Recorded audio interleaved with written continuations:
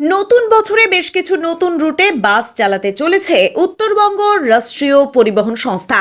দীর্ঘ বহু বছর ধরে বন্ধ থাকা শিলিগুড়ি রাঁচি রুটে পুনরায় বাস পরিষেবা চালু করার সিদ্ধান্ত নিয়েছে উত্তরবঙ্গ রাষ্ট্রীয় পরিবহন সংস্থা। এছাড়াও কোচবিহার থেকে দার্জিলিং রুটে প্রথম উত্তরবঙ্গ রাষ্ট্রীয় পরিবহন সংস্থার বাস সার্ভিস চালু হচ্ছে।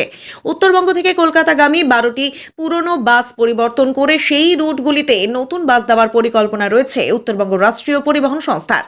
আজ উত্তরবঙ্গ রাষ্ট্রীয় পরিবহন সংস্থার পরিবহন ভবনে একটি সাংবাদিক সম্মেলনের মাধ্যমে এমনটাই জানালেন উত্তরবঙ্গ রাষ্ট্রীয় পরিবহন সংস্থার চেয়ারম্যান পার্থ প্রতিম রায়। এছাড়াও কোচবিহার এবং আলিপুরদুয়ার জেলা বইমেলাকে সামনে রেখে জাতি স্বাচ্ছন্দ্য এবং পরিষেবার কথাকে প্রাধান্য দিয়ে অতিরিক্ত 5টি রুটে বাস চালানোর পরিকল্পনা গ্রহণ করল উত্তরবঙ্গ রাষ্ট্রীয় পরিবহন সংস্থা। সংস্থার চেয়ারম্যান তথা বইমেলা কমিটির চেয়ারম্যান পার্থ প্রতিম রায় জানান, দিনহাটা, তুফানগঞ্জ, আলিপুরদুয়ার, মাথাভাঙা এবং ফালাকাটা রুটে রাতের বেলা 9:30টার পর অতিরিক্ত একটি করে বাস চালানো হবে, যাতে কোনো অবস্থাতেই সাধারণ মানুষ যারা মেলায় অংশগ্রহণ করতে আসবেন বা যারা বই কিনবেন, সাংস্কৃতিক অনুষ্ঠানে অংশ নেবেন, তাদের কোনো রকম অসুবিধে না হয় তাদের গন্তব্যে পৌঁছতে। প্রয়োজনে এই শেষ বাস আরো 15 মিনিট অপেক্ষা করবে যাত্রীদের জন্য। হচ্ছে বইমেলা কমিটির পক্ষ থেকে তারা একটা অনুরোধ করেছে যে ফালাকাটা থেকে রাত্রি 9:30টায় যাতে আলিপুরদুয়ারে একটা বাস দেওয়া যেতে পারে, আমরা সেটাও দিচ্ছি প্রতিদিন। এরকম করে আমরা এই উৎসবগুলোকে সাকসেসফুল করতে সাধারণ মানুষের যাতে যাতায়াতে কোনো অসুবিধে না হয় এবং তারা মেলা উপভোগ করে সরকারি বাস পরিষেবায় খুব সামান্য যে সরকারি ভাড়া সেটাতে যাতে তারা যাতায়াত করতে পারে, মেলা উপভোগ করতে পারে, তাই জন্য আমরা এই পরিকল্পনা করেছি। কোচবিহার জেলা বইমেলা, ডুয়ার্স উৎসব এবং আলিপুরদুয়ার জেলা বইমেলা, যেটা ফালাকাটায় হচ্ছে।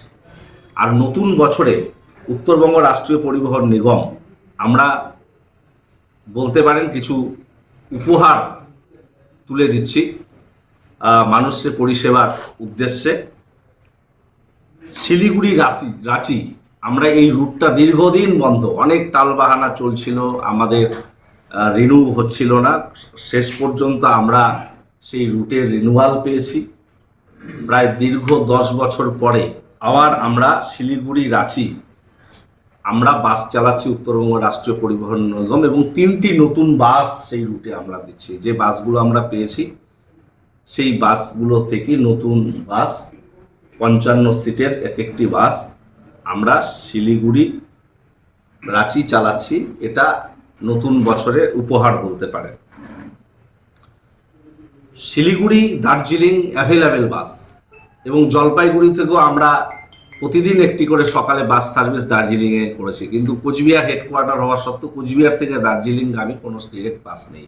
আমরা নতুন বছরে কোচবিহার দার্জিলিং বাস পরিষেবা চালু করছি সপ্তাহে 3 দিন, 7 দিন করছি না, আমরা 3 দিন করছি, কারণ গাড়িটা নাইট হল্ট করবে সেখানে।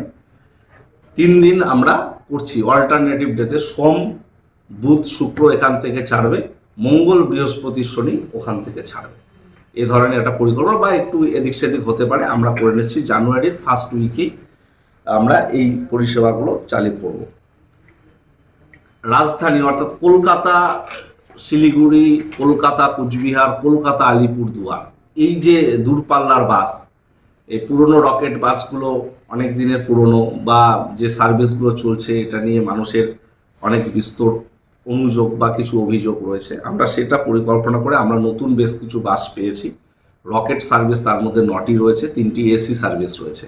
আমরা এই উত্তরবঙ্গ থেকে যে বাসগুলো কলকাতা, আলিপুরদুয়ার থেকে কলকাতা বা শিলিগুড়ি থেকে কলকাতা যে সবগুলো আমরা এক্সক্লুসিভ নতুন বাস দিচ্ছি, এই রকেট এবং এসি সার্ভিস, যাতে করে যাত্রী সাধারণের এই অনুযোগগুলো না থাকে। এটা আমাদের পরিকল্পনা রয়েছে। আর আপনারা জানেন যে আমাদের নতুন বেশ কিছু বাস ইতিমধ্যে এসে পৌঁছেছে, প্রায় 43টি, আর 30টি সিএনজি বাস তারাও অল্প সময়ের মধ্যে চলে আসবে, সেটার কাজ চলছে। আমরা ডিটেলড রুট সার্ভে করে কিছু রুটে নতুন রুট সংযোজন করছি, কিছু জায়গায় রিপ্লেস করা হচ্ছে নতুন বাস দিয়ে।